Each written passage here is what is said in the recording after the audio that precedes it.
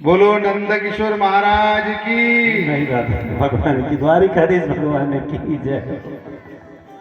जो भगवान की कथा हम तक पहुंचाने का प्रयास करते हैं वो नंद किशोर महाराज जी की भी भूमिका बहुत बड़ी है। एक बार गुरु और शिष्य जब रास्ते से चल रहे थे तो उनको रास्ते में कोई मिल गया, उनको पूछा गया, उस शिष्य को पूछा गया कि बोले अगर गुरुजी तुम्हारे साथ में चल रहे हैं और गुरुजी और भगवान ये दोनों में अगर मैं पूछूं कि सबसे पहले आप किसे मान दोगे, तो वो शिष्य ने पूछा, ये तो बड़ा अजब प्रश्न कर दिया आपने। तब उस बुद्धिमान शिष्य ने उत्तर दिया कि मैं सबसे पहले गुरुजी को प्रथम मान दूंगा, क्योंकि भगवान तक रास्ता दिखाने वाला सबसे पहले मुझे अगर कोई पुण्यवान आत्मा मिली है तो इस धरती पर गुरुजी के स्वरूप में मिली है, इसलिए उस गुरुजी को मैं प्रथम स्थान दूंगा। और आज वाकई में मेरे अनुज, मेरे छोटे भाई नंद किशोर ही मैं कहता हूं उनको, आज हम सबके गुरुजी हैं और आज भगवान तक जाने का वो रास्ता दिखाने का प्रयास वो निरंतर कई सालों से करते आ रहे हैं।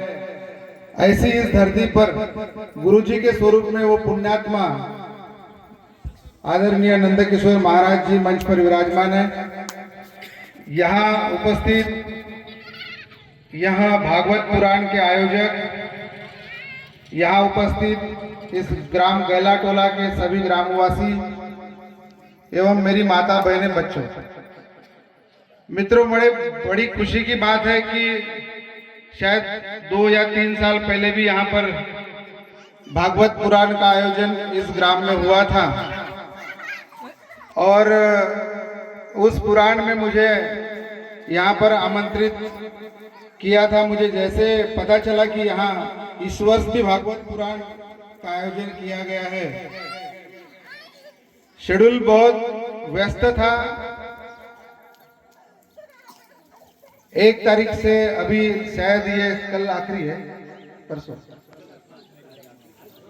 अच्छा कल हवन है, आज आखिरी दिन है।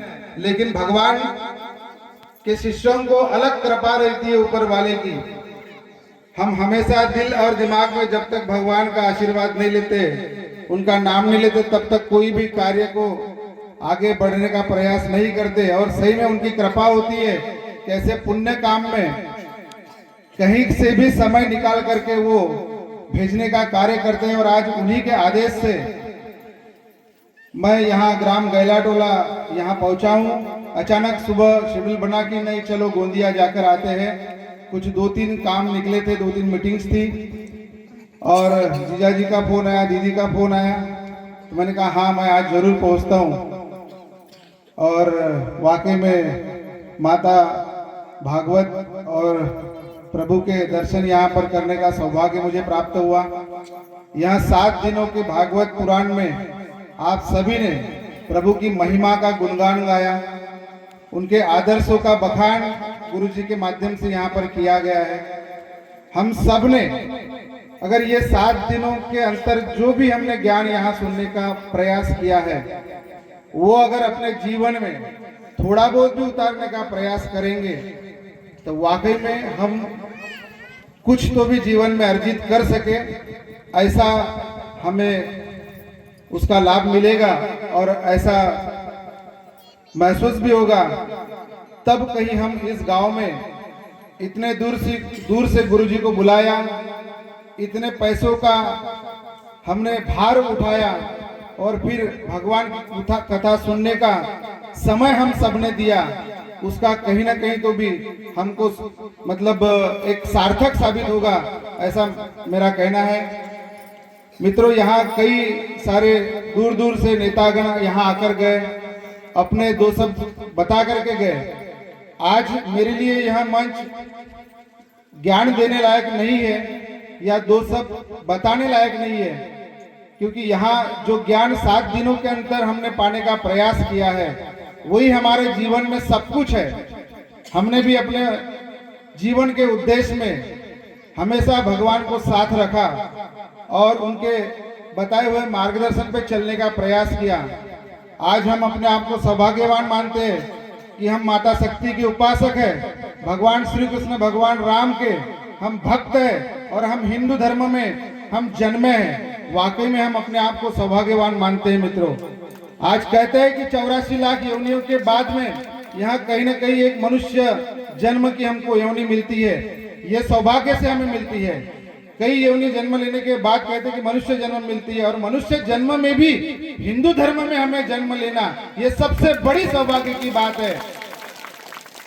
क्योंकि आज इतना बड़ा ये धर्म है और इतना पुराना धर्म है। इस सृष्टि पर कोई भी जीव जब पहले आया तो सबसे पहले मनुष्य जीव जब आया तो हिंदू धर्म का सबसे पुराना यहाँ पर नाता रहा है। और आज इस भूमि पर भी कई सारे ऐसे ऋषि मुनि तपस्वी यहाँ पर उत्पन्न हुए हैं। कई सारे हम लोगों को वीडियो के माध्यम से, ग्रंथों के माध्यम से, पुराणों के माध्यम से हमको पढ़ने का मौका कभी प्राप्त होता है तो हम देखते हैं कि आज इस भारत की भूमि पर 200-200 साल, 500-500 साल, हजारों साल के ऋषि मुनि वहाँ हिमालय में तप करते हुए बैठते हैं। तो बर्फ में यहाँ तक पूरे अंदर तक समा चुके हैं, केवल उनकी गर्दन वहाँ बर्फ में ऊपर दिख रही है, लेकिन फिर भी वो जीवित है और परमात्मा के साथ में अपनी आत्मा का मिलन किए हुए वो अपने त्याग और तपस्या में विलीन है। ये भारत का इतिहास है, ये हमारे धर्मों की, ये हमारे संस्कृति की ये पहचान है। मित्रों, और आज हमें जागरूक होने की आवश्यकता है। आज गुरु जी के माध्यम से ये जो भागवत पुराण कथा पुराण गांव-गांव में अलग अलग क्षेत्रों में किया जा रहा है, लगभग 200 से ज्यादा उनके पुराण उनके जीवन में उन्होंने किए हैं। और वो एक महत्वपूर्ण संदेश भी देते हैं, नारी शक्ति के बारे में महत्वपूर्ण संदेश देते हैं, पर्यावरण के बारे में, जिनकी वजह से उनको डॉक्टरेट और कई अन्य पदवी या मिल चुकी है और कई सारे मान सम्मान उनको मिले हैं उनके इस पुण्य कार्य के कारण। आज हम सब लोगों को वाकई में जागरूक होने की आवश्यकता है। हमारे बगल के देश में हम कहते थे, मैं 1 मिनट लूंगा, हम कहते थे कि 1947 में हमारा देश आजाद हुआ। हम सबको पता है कि 1947 15 अगस्त को हमारा देश आजाद हुआ, लेकिन 14 अगस्त की रात शायद हमारे बच्चों को भी या हमारे पूर्वजों को भी नहीं पता होगी, हमारे दादा परदादा को शायद पता नहीं होगी। उस 14 अगस्त की रात को हमारी कितनी माताएं विधवा हो गई, कितनी माताओं की कोख सुनी होगी, कितनी बहनें हमारी विधवा हो गई, कितने भाई मारे गए, कितने हिंदू हमारे वो अलग हो गए। क्योंकि उस दिन मित्रों हमारा देश आजाद नहीं हुआ था, बल्कि इस अखंड भारत के 3 टुकड़े कर दिए गए थे। और उस 3 टुकड़ों में सबसे बड़े टुकड़े के स्वरूप में यह भारत का टुकड़ा हमारे हाथ में आया था। एक टुकड़ा पाकिस्तान के रूप में धर्म के आधार पर अलग कर दिया गया था, तीसरा टुकड़ा बांग्लादेश के आधार पर अलग हुआ था। शायद वो कत्लेआम हमने नहीं देखा, इतिहासों में भी कभी पढ़ने की कोशिश नहीं की, क्योंकि हमको 70 सालों तक वो पढ़ाने का, किसी भी राजनीतिक व्यक्ति ने वो इतिहास पढ़ाने का कभी उन्होंने मौका नहीं दिया हम लोगों को। लेकिन हम 1990 के दशक की बात शायद हम जान रहे हैं कि कश्मीर बहुसंख्यक हिंदू वाला देश राष्ट्र हुआ करता था, राज्य था। वहां के राजा हमारे क्षत्रिय थे और वो भी 1990 के दशक में एक कलयुगी राक्षसी प्रवृत्ति के लोगों के माध्यम से हमारे हिंदू धर्म के लोगों को टारगेट कर दिया गया, ऑनर किलिंग की गई, कई माताओं का कत्लेआम हुआ, कई हमारी बहनों का रेप हुआ, नग्न करके उनको आरा मशीन के सामने मतलब पूरे शरीर के 2 टुकड़े कर दिए गए।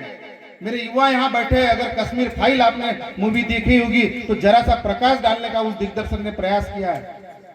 मित्रों, वो बात भी शायद हमको दूर लग रही होगी। हमको लगता था कि ये हमारे देश में नहीं होता है। ऐसा हो नहीं सकता। हम सब धर्म यहाँ पर आपस में भाई भाई का नारा देते आ रहे हैं, लेकिन विधर्मी लोग आज हमें टारगेट करके रखे हुए हैं कि 2047 का भारत ये उनका राष्ट्र बनेगा, मुस्लिम राष्ट्र बनेगा। ये प्लानिंग के साथ में आज वो लोग हमारे देश के हिंदू बहन बेटियों को लव जिहाद का शिकार बना रहे हैं, लैंड जिहाद का कार्य कर रहे हैं, और अभी तो डॉक्टरों के स्वरूप में मित्रों मतलब हमारे बहन बेटियों के साथ में उनके शरीर के साथ में खेलने का प्रयास कर रहे हैं।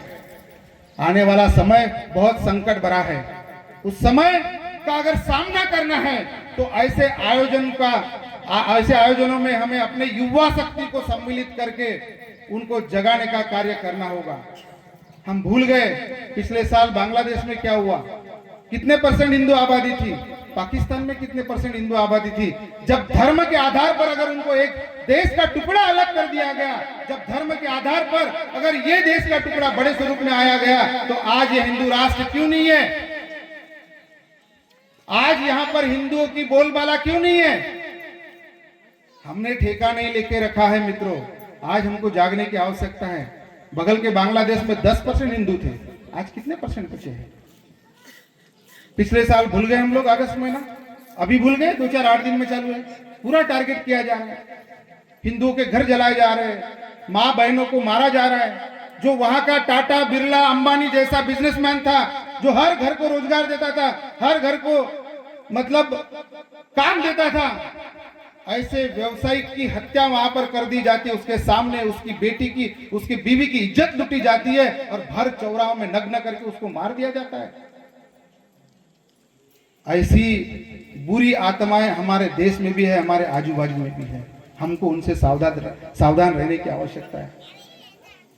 हमको उनसे मित्रता करने की कोई आवश्यकता नहीं, चाहे कितनी भी आत्मीयता दिखाए। हमारे बहन बेटियों को उनसे सावधान रखने की आवश्यकता है।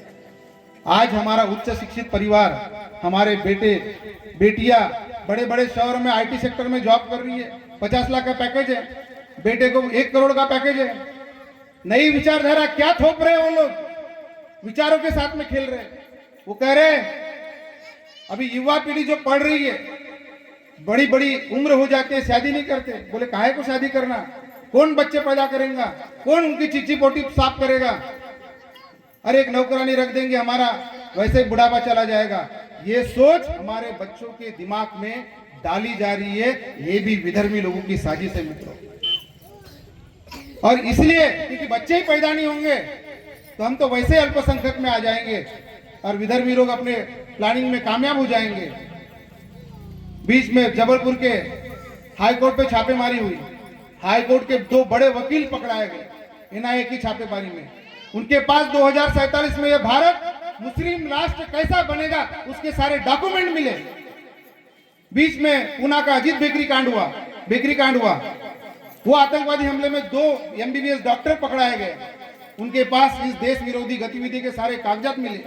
और अभी अभी शायद अहमदाबाद के डॉक्टरों का किस्सा आपने सुना होगा कि ऐसा केमिकल बनाया था उन लोगों ने कि 10 ml केमिकल, 10 मिलीलीटर केमिकल अगर एक वाटर टैंक में डाल दो तो पूरा इतना बड़ा पॉइजन फैल जाएगा कि इंसान की मौत हो जाएगी, पता भी नहीं चलेगा कि वो कैसे मर गया। इतनी बड़ी साजिश ये लोग इस देश का खा रहे हैं और इस देश में रहने वाले हिंदू लोगों के खिलाफ कर रहे हैं। हम भूल गए 17 मार्च की घटना नागपुर की। नागपुर में कभी किसी ने सोचा था क्या कि महल में 500 की संख्या में ये लोग लठ, बंदूकें, तलवारें लेकर के हमला करेंगे और केवल हिंदू के घरों पे, उनकी गाड़ियों पे और उनके दुकानों को टारगेट करेंगे करके हमने कभी नहीं सोचा था। लेकिन ये घटना घट चुकी है।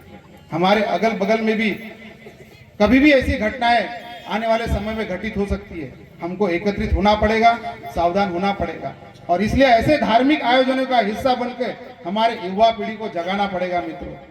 आज हम एक है तो सेफ है। जब हमारा धर्म सुरक्षित है तो ही देश सुरक्षित है, धर्म सुरक्षित है तो ही राजनीतिक पार्टियों का अस्तित्व सुरक्षित है। धर्म सुरक्षित नहीं तो राजनीतिक पार्टी भी नहीं, कौन बीजेपी वाला, कौन कांग्रेस वाला, कौन राका वाला। और धर्म सुरक्षित है तभी हमारा धंधा सुरक्षित है, धर्म सुरक्षित है तभी मेरी बेटी सुरक्षित है, धर्म सुरक्षित है तभी मेरी मां सुरक्षित है, धर्म सुरक्षित है तब मेरी बहन सुरक्षित है। इसलिए धर्म के लिए थोड़ा बहुत भी काम करने का मौका मिलता है तो हमारे सारे हिंदू भाइयों ने, सारे साथियों ने थोड़ा बहुत समय दे करके कार्य करने की आवश्यकता है। आज मुझे यहाँ पर बुलाया, आप लोगों ने दो शब्द कहने का मुझे मौका दिया, इतना मान सम्मान दिया। आदरणीय गुरु जी, मेरे भाई एवं गांव के सभी साथियों को मेरा नतमस्तक नमस्कार, धन्यवाद। बोलो लखन सिया रामचंद्र की, पवन सुत हनुमान की, मापति महादेव की, बोलो रे भाई सभी संतन की, धर्म की, धर्म की, अधर्म का, अधर्म का, प्राणियों में सद्भावना हो, विश्व का कल्याण हो, गौ सत्य, बंद हो, भारत अखंड हो, भारत माता की जय। धन्यवाद।